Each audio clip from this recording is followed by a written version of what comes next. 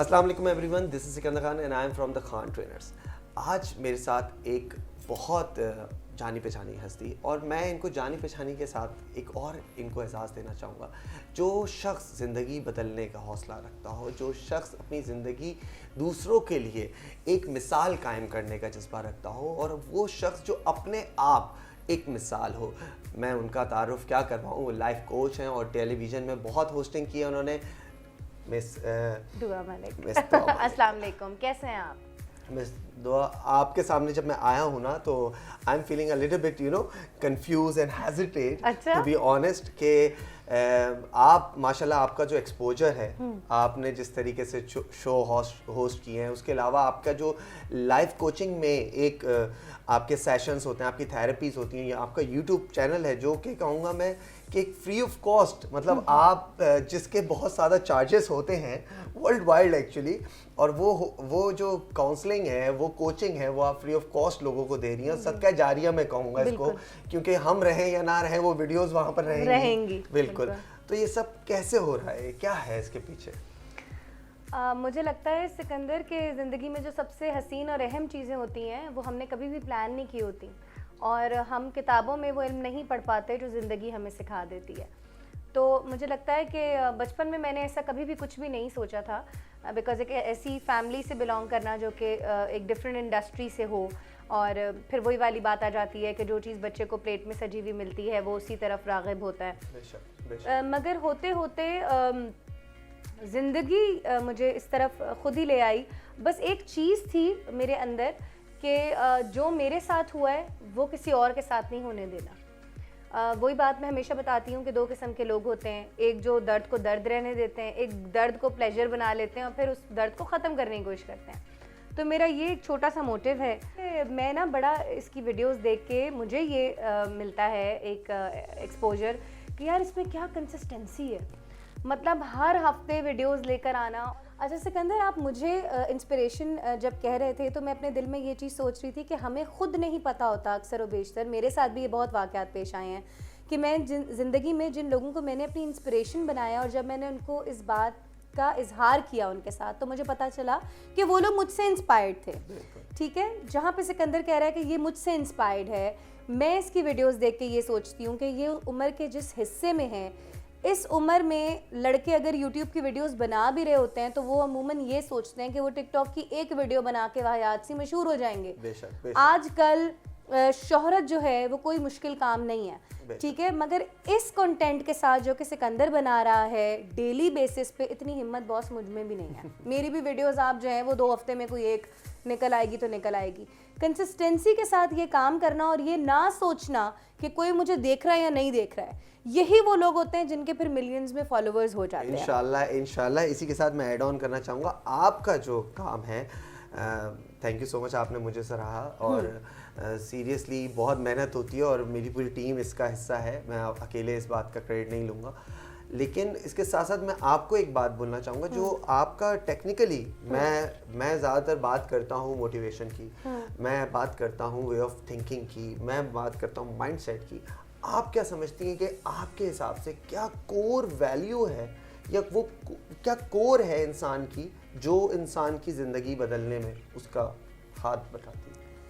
यार अब जो मैं डीपली चीज़ सोचती हूँ, जो हर इंसान की कोर होती है, अगर वो मैं अब शेयर करूँ तो पता नहीं कोई मेरी बात से इत्तेफाक करे या ना करे। नहीं, हम ज़रूर करेंगे। ये कोर जो है ना, ये फेथ है।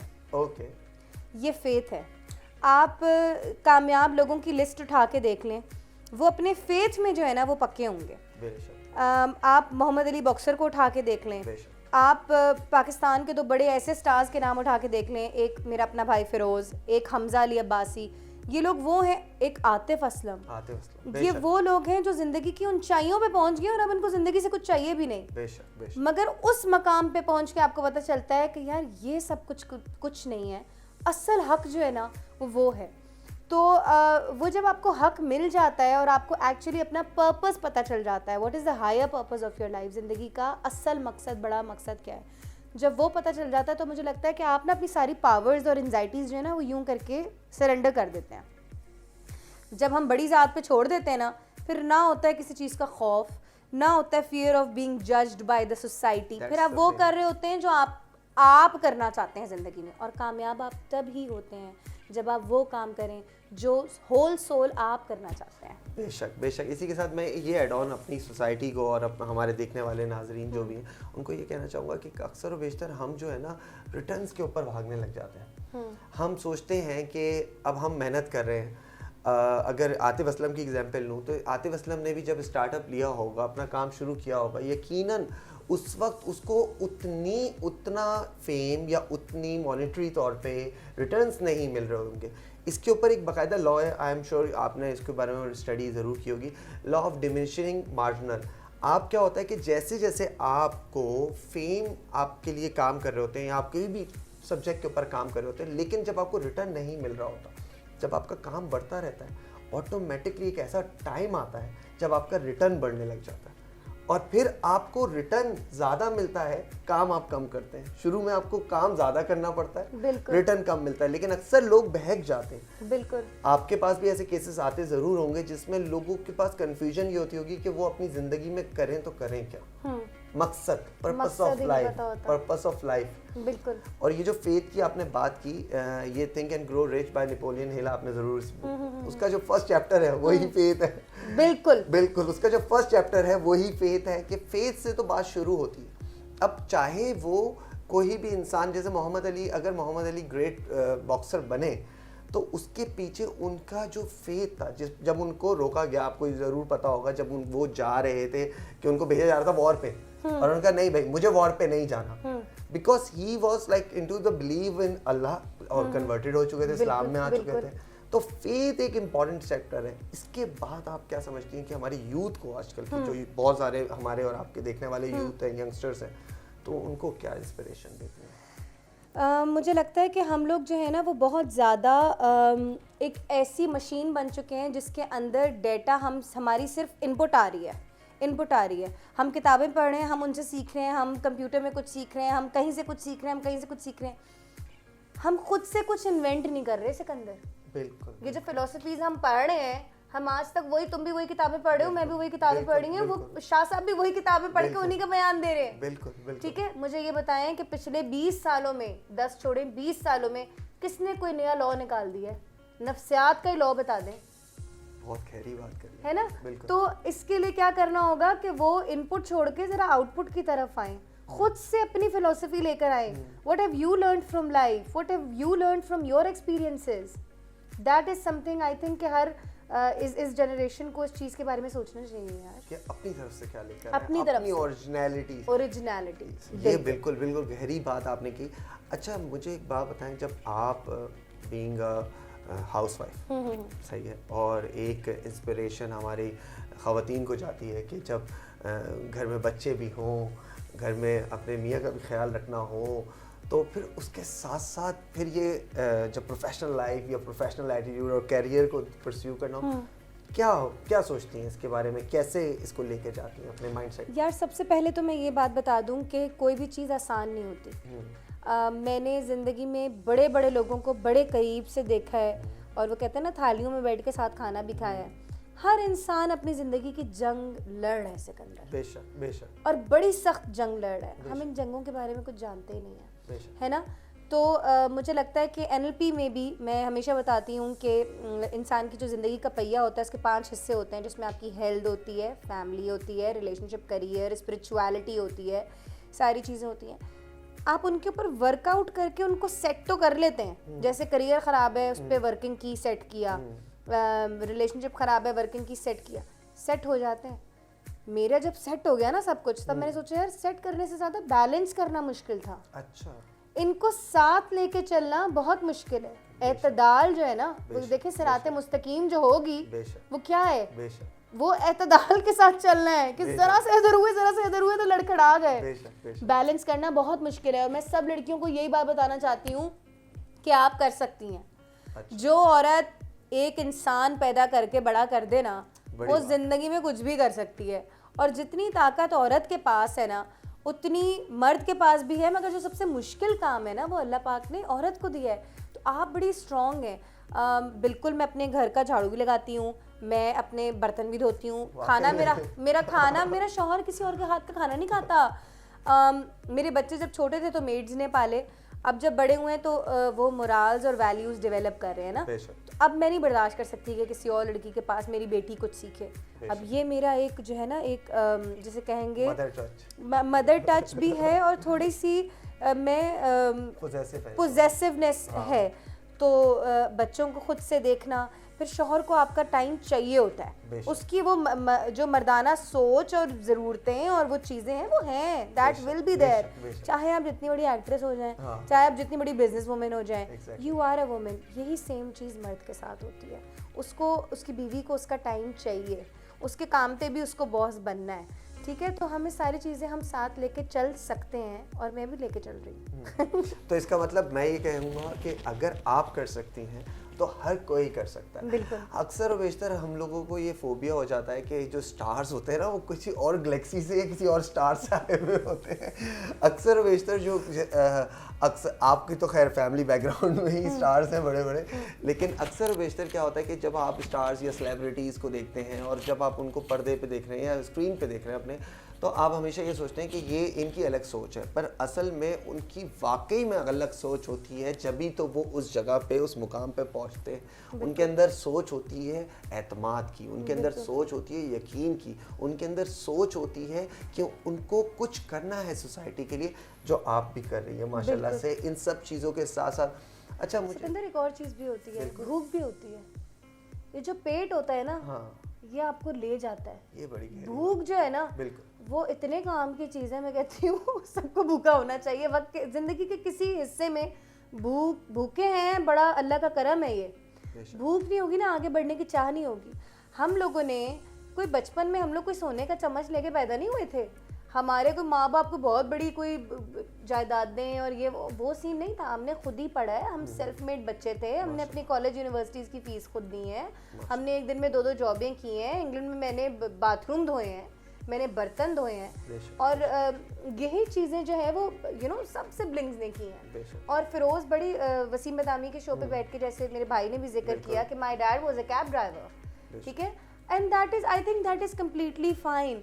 मैं अपने बच्चों को जो मुझे देख रहे हैं, जो मुझसे छोटे हैं, मैं उनको बताना चाहती हूँ, तुम कोई काम करते हो, तुम सेट पे कप उठाते हो, तुम कुछ भी करते हो, मेरी जान, अल्लाह ने तुम्हें वो हक हलाल की रोज़ी दी है, उसको ओन करो, उसको ओन करो। कोई भी हलाल रोज़ी तुम्हें कमतर नहीं बना सकती, हाँ तुम्हें बुर्दबारी दे सकती है। बेशक। ये जब आपने ये किस्सा सुनाया तो मैं भी अपना किस्सा एक आज पहली दफ़ा शेयर करना चाहूँगा कि मैं मलेशिया में था and I was doing ACC over there and it was a like peak of my career. Like हर चीज़ मुझे ना दिख रही है कि हाँ now I am going towards my career and my like success and everything. और उसी वक्त एक फाइनेंशियल कंडीशंस कुछ ड्रॉप डाउन होते हैं और मैं वेटर बन जाता हूँ। और जब मुझे फर्स्ट टाइम, मुझे आज तक याद है कि मैं मलेशिया में था, कोलमपुर में था, तो 10 रिंगिट मुझे टिप मिली, ठीक है, क्योंकि I was like cute and I know how to talk and I know how to serve and everything. I was like smart guy. तो उन्होंने मुझे बड़ी अच्छी, और 10 ringgit is a big tip over there ना, वहाँ अमूमन 1-2 रिंगिट दे देते हैं। तो मैंने जब फर्स्ट टाइम टिप ली ना तो आई स्टार्टेड क्राइंग ना, मैं रोने, मेरे आंखों में आंसू आ गए। मैंने कहा दोस्त मैं देने वाला था, मैं टिप देने वालों में से था। मैंने जब वो बंगाली आया तो मैंने उसको बोला कि मैं टिप देने वालों में से था, और मैं उस वक्त आंसू आए और मैंने कहा ये तुम रख लो क्योंकि आई डोंट डिजर्व इट। और वही फेथ और वही यकीन मेरे पास था कि 3 महीने हुए, 3 महीने के बाद मुझे जॉब ऑफर हुई first impression image consultancy, and that was the starting and turning point of my life कि मैं I became a trainer and I got into this thing. तो जब हम ये सोचते हैं, कल भी हम बात कर रहे थे अलीना के साथ, तो मैंने उनसे भी ये डिस्कस हो रहा था कि कुरान में वाज़े तौर पे लिख दिया गया है कि मुश्किल के साथ आसानी है। हम डर जाते हैं, हम बिखर जाते हैं, हम बहुत ज़्यादा ऐसी सिचुएशंस में आ जाते हैं। अभी पिछले महीने जब ये चैनल स्टार्ट हुआ, मेरे असिस्टेंट इस बात के गवाह हैं कि that was the worst moment of my life. I was going through some personal issues and like जो भी था, but that was the one thing I got into my mind कि यार ये स्टार्ट किया है, इसको करना है। और यही एग्जाम्पल आपकी तरफ से भी मिलती है हमें कि जब स्टार्ट किया है, पर करियर परस्यू किया है, तो मैं आपको काफ़ी सालों से फॉलो कर रहा हूँ, ठीक है, क्योंकि जब मैं आता हूँ तो मैं पूरी रिसर्च करके आता हूँ, तो मैं देख रहा हूँ कि माशाल्लाह माशाल्लाह शादी से पहले, शादी के बाद, बच्चों के साथ, बच्चों के बाद काम नहीं रुका, करियर चलता रहा। और बात मैं सिकंदर यहाँ पे याद कर रही थी कि मेरी ज़िंदगी में सबसे इम्पोर्टेंट जो चीज़ रही है वो खुद ही रही है। मैं छोटी सी थी, मैं कहती थी मैं खुद और वो सारे घर वाले मेरे आज भी मेरा मजाक करते हैं कि दुआ ने हर चीज़ खुद करनी होती थी, और वो खुद ही जो है ना, वो मुझे लगता है कि वो नंबर ले गई सारे। 9 महीने प्रेग्नेंट, ईद के मैंने ट्रांसमिशंस की, मतलब बहुत कुछ किया, इवन बच्चों के होते हुए घर गृहस्थी सारी चीज़ें साथ में। वो कहते हैं खुद ही ना बेच, गरीबी में नाम पैदा कर। यार आपके पास, क्योंकि हम बहुत रियलिस्टिक बातें करेंगे यहाँ पे, हमें पता है कि हमें कोई एलीट क्लास बैठ के शायद बहुत ज़्यादा ना देख रही हो, तो हमारे पास तो एलीट क्लास है भी 3% ना पाकिस्तान में। तो जिस 97% से मैं बात कर रही हूँ, मैं उनको ये कहना चाहती हूँ कि अपनी खुद ही नहीं बेचनी। ये जो इसने अपनी टिप वापस करने वाली बात की, अगर ये टिप उस दिन ले लेता ना, आज तक टिप नहीं ले रहा होता। ये बात सच है, ये बात गहरी है, और मैं इसी के साथ आपका बहुत बहुत शुक्रगुजार रहूँगा कि आपने हमें इतना टाइम दिया, इतनी सारी नॉलेज शेयर की। और वो जो आपने अभी बातों में बोली एक बात, कि एक बात होती है जो ज़िंदगी बदल देती है। मेरा भी यही मकसद है कि मैंने अपने लाइफ में ना मोटो लिख के रखे हुए हैं कि 10 गोल्स ऑफ माई लाइफ ना, तो उसके ऊपर मैंने अभी लास्ट वीडियो भी की, तो उसमें ये कि मैंने लिख दिया है कि I want to touch people life, और जिस तरह का सेशन आज हुआ है, मेरी लाइफ टच हो रही है, तो मैं ये समझता हूँ कि काम वो करना चाहिए जो खुद को अच्छा लगे। बिल्कुल। ये वीडियो अगर कोई नहीं भी देखे, मैं भी देखूंगा तो मुझे खुशी होगी, और मैं बोलूँगा कि I had a really great time. और मैं लास्ट एक ऐसी चीज़ आपसे बोलना चाहूँगा कि जो आप मुझे और हमारी पूरी यूथ को और हमारे यंगस्टर्स को, और मैं तो कहूँगा एजेड भी, आजकल एजेड ना बड़े इग्नोरेंस पेज में, वो ये सोचते हैं कि अब हम कैसे एक्सेप्ट करें कि हमें नहीं पता। बिल्कुल सही है, मैं कहती हूँ हम पे वो वक्त ना आए। अच्छा, ये बड़ी हैरत होती है कि जब बच्चे पढ़ जाते हैं माँ बाप से ज़्यादा, अल्हम्दुलिल्लाह I am doing my PhD right now, तो वो इस वक्त जब हम घर पे आके कुछ बात समझा रहे होते हैं, तो शुरू में, अभी तो नहीं, शुरू में अच्छा सुनना और समझना, तो ये मैं कहूँगा कि ये वीडियो बड़े भी देखें विदाउट एनी ईगो। और आप क्या कहना चाहेंगे इन सबको, योर लास्ट वर्ड? मैं जो कहना चाहूँगी, मुझे पता है कि मैं हो सकता है कि जज हूँ इस बात पे, और लोग ये समझें कि मैं बड़ी मूल्यानी हो गई हूँ और ये वो सारी चीज़ें, मगर मुख्तसर जो दरूद होता है, अगर हम उसको अपना लेना ज़िंदगी में, सल्लल्लाहु अलैहि वसल्लम, और सारा दिन ये पढ़ते रहें। मैं जाने से पहले एक बात बताना चाहती हूँ कि जब भी हम दरूद पढ़ते हैं तो आका पाक सल्लल्लाहु अलैहि वसल्लम की बारगाह में मलाइक जो हैं वो खुद दरूद पाक लेके जाते हैं, और वो बताते हैं कि सिकंदर बिन फला फला ने आपको दरूद सलाम भेजा, तो वो कहते हैं कि जाओ सिकंदर के ऊपर मेरा सलाम भेजो। तो जब सलाम आका का, जिनके लिए कायनात खल्क हुई है, आ गया सिकंदर के ऊपर, तो उसकी तो लाइफ बन गई ना, फिर उसका कोई कुछ नहीं कर सकता। तो हर प्रॉब्लम का एक इलाज है, फेथ सबसे पहले, अपनी नमाजें, अपना रोज़े, अपनी लोगों के साथ जो आपकी डीलिंग्स हैं उनको आका पाक सल्लल्लाहु अलैहि वसल्लम की अकॉर्डिंग रखें। उसकी अगर हम नफ्सियात में एक चीज़ देखें ना, तो वो ये होती है मॉडलिंग, कहते हैं इसे हम NLP में या एडवांस साइकोलॉजी में, कि आप रोल मॉडल किसे बनाना चाहते हैं। तो हमारे लिए सक्सेसफुल इंसान वही थे, और मैंने ये देखा, आप यकीन करें कि मेरी ज़िंदगी में जो सुकून आया है ना, सुकून वो इसके बाद आया है। ये मैंने आपको अपना वजीफा बता दिया। ये आपके, हाँ मैं देख रहा था कि पूरे इंटरव्यू में आपने इसको हाथ में रखा। ये क्या है इसके, यही वजीफा है कि आप हर वक्त सल्लल्लाहु अलैहि वसल्लम का वेट करती हैं? बिल्कुल, हर वक्त सल्लल्लाहु अलैहि वसल्लम का वेट करती हूँ, और ये मैं बात अपनी वीडियोस में बताती हूँ। और इवन फिरोज़ के भी हाथ में आप लोगों ने अक्सर देखी होंगी तस्बीह पिक्चर्स में, मेरे भी हाथ में होती है। यार ये कामयाबी की जड़ है, दुनिया के पीछे भागना छोड़ दो। कोई सोचता है तुम अल्लाह वाले हो गए हो, लोगों की बातें सुननी है, वो कोई टेंशन नहीं है बॉस। जब बड़ा बॉस अपना होता है ना, सबका बॉस अपना हो जाता है, रब राजी तो सब राजी। दुनिया जो है ना वो फिर ऐसी लगती है आपको। बेशक बेशक, बहुत अच्छा लगा आपके साथ, thank you so much for your time. इसी के साथ हम इजाज़त लेते हैं। आप लोग भी प्लीज़ कमेंट करके ज़रूर बताइएगा कि आपको कैसा लगा, और इनके सारे चैनल्स के लिंक्स और इंस्टाग्राम का भी लिंक मैं डिस्क्रिप्शन में डाल दूंगा, इनको फॉलो करना है। और जो सिकंदर खान चैनल के ऊपर भी इसको देखेंगे उनको भी प्लीज़ मैं रिक्वेस्ट करूँगा कि प्लीज़ इस बात को सपोर्ट करें और इस इंटरव्यू को हर जगह पे शेयर करें। थैंक यू सो मच, अल्लाह हाफ़िज़।